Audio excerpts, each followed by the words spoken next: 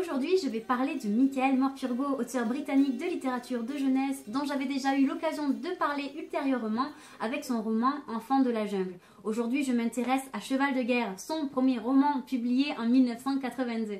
Avant de commencer, je vais rapidement vous dire deux petits mots sur cet auteur qui me touche particulièrement. Je n'avais pas eu l'occasion de le faire la dernière fois, alors j'en profite aujourd'hui. Donc bien qu'il soit un auteur de littérature de jeunesse, Michael Morpurgo propose des écrits accessibles à tous.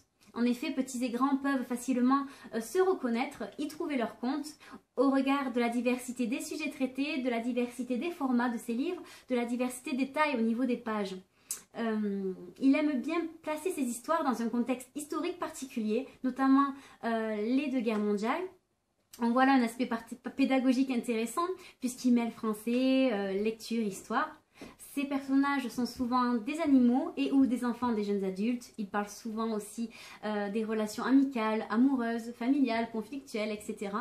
Le contraste qu'il effectue entre le bon et le mauvais est intéressant puisque la morale qui en découle n'est jamais lourde, elle est implicite, elle est construite d'une manière intelligente, fluide.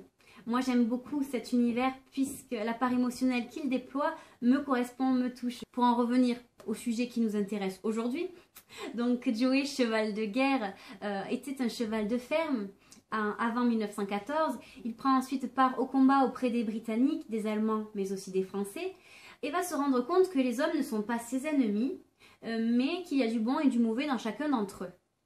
Il va alors partager leurs souffrances, leurs peurs et va devenir un puissant symbole d'espoir.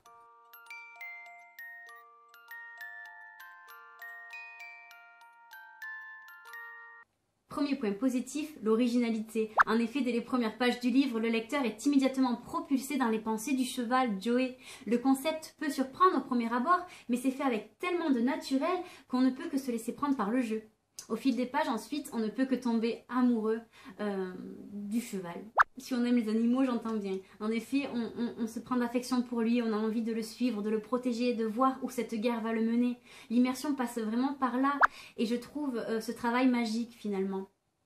L'écriture est aussi fluide. Bien sûr, je n'ai pas la chance d'avoir lu la version originale puisque l'anglais et moi ça fait 4. Mais l'écriture reste fluide, la traduction est fluide, les chapitres sont brefs, le livre est illustré, tout est fait, tout est propice à une lecture aisée, à une entrée aisée dans l'histoire. Une histoire qui est emplie de candeur, d'innocence, de douceur, de bienveillance, de bons sentiments, mais aussi de tristesse. Le sujet est sérieux, tragique. Ça parle de la guerre. Tous ces éléments font de ce livre un véritable bijou, un véritable mélange d'émotions. En ce qui concerne les aspects négatifs, je n'en vois aucun.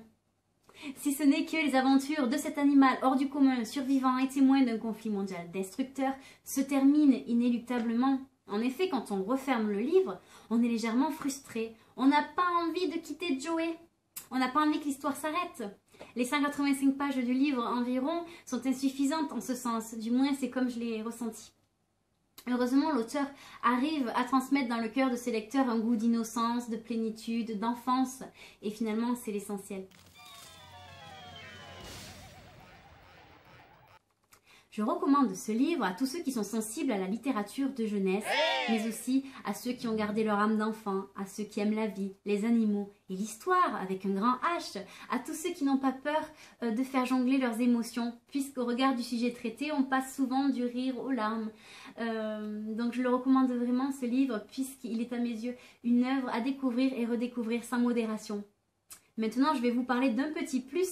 L'un des plus connus réalisateurs des temps modernes, à savoir Steven Spielberg, en a fait une adaptation cinématographique sortie en salle en février 2012, une adaptation du même nom.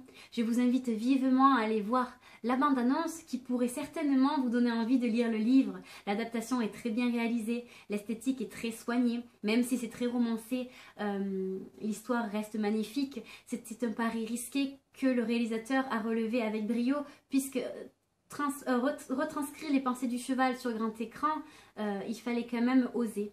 C'est fait.